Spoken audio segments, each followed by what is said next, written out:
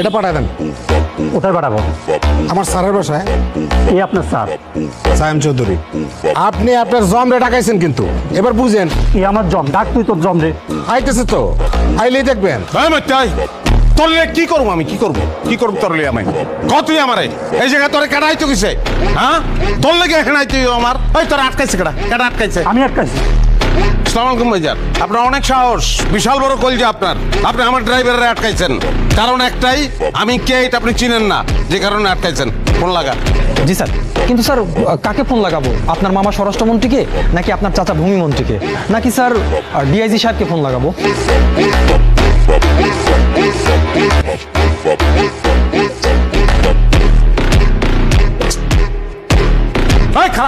খারাপ অমিতাভ বচ্চন, তুই কোন মনে গা করোড়পতি মারাস তুই আমার লোকে না?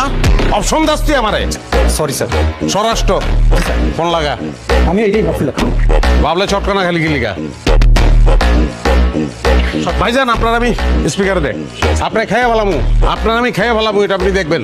সালাম আলাইকুম মামা। হ্যালো ভাগ্নে, আমি তো সচিবদের সাথে মিটিং করছি।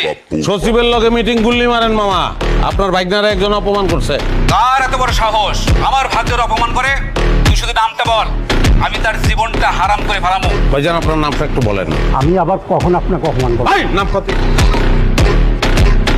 নাম কত? নাম ক? সোবান। মামা তার নাম সোহান মামা। তুই খালি ওই তার ঠিকানাটা পাঠা, আমি এখনই ফোর্স পাঠাবো। আমি তার জেল চাই না, বরবাদি চাই। গাড়ির শোরুম ওই জায়গায় থাকবো না, এখানে শোরুম থাকবো না। আমি গ্রামে খালেকরে ফোন দেবো, খালে কাইসা এই জায়গায় চাষ কইরা শস্য লাগাইবো, এটা আমি দেখতে চাই মামা।